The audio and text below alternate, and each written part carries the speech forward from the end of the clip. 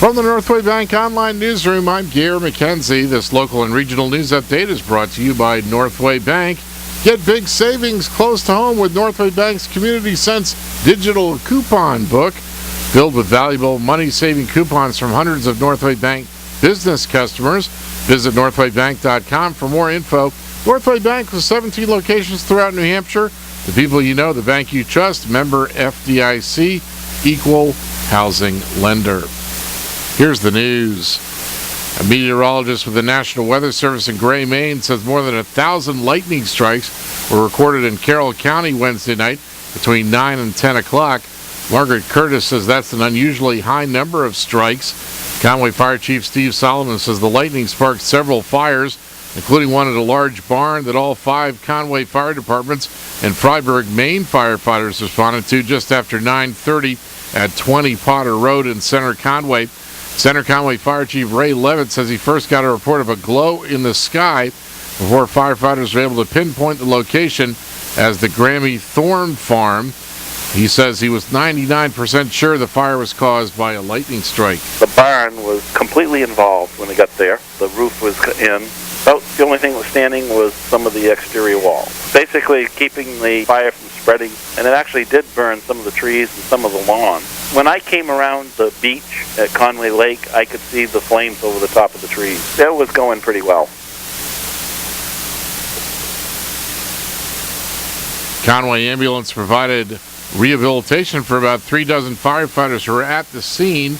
No one was home or hurt during the fire, but the barn was totally destroyed.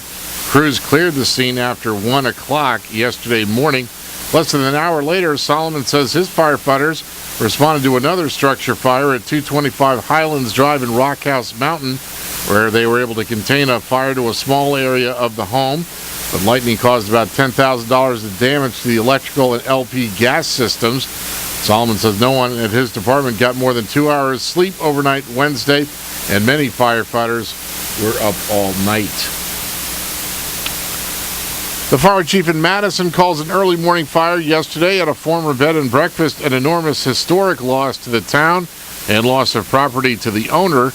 Rick Judkins says it took nearly 20 minutes to find the fire after a call came in shortly after 1:15 reported a large building was burning across Silver Lake. Judkins says firefighters searched through heavy fog before finding the location was actually not on the lake, but at a higher elevation at 263 Maple Grove Road, also known as Mary's Farm.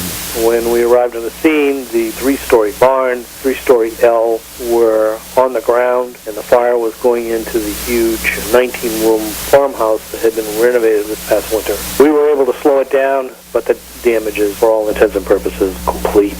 Just a devastating fire. 2 dogs died in the fire, and half a dozen horses were evacuated from another barn and moved to a safer, lower pasture. No one else was home at the time, and no firefighters were hurt. A third alarm was declared, and Judkins says as many as 80 firefighters responded from surrounding towns, including Conway, Ossipee, Effingham, Freedom, and Tamworth. Judkins says the structure was originally built in the 1860s and restored after burning in 1901. Yesterday's fire left it totally uninhabitable. Judkins says the fire marshal's office is investigating the cause, and a lightning strike is considered a possibility. He says the lightning in the area Wednesday night around 9:30 was phenomenal. What I saw outside was what appeared to be heat lightning, and then when I stepped outdoors, I was able to hear the thunder. And then we realized that something was coming down through the Conways. It went through here in probably about 45 minutes of just thunderous rain and significant lightning. The whole area up there, all of Madison. We were out during that storm on 2 calls where trees had gone down on the wires. So we were busy before that. Everybody had probably just gotten home and gotten back to bed when this happened. Judkins was still at the scene until late yesterday morning. And we have this late report indicating an aircraft is down in a field in Tuftonboro. Tuftonboro firefighters were called to the scene at Route 171 just east of Sodom Road around 6:45 this morning. Further details aren't immediately available, but the FAA has been contacted.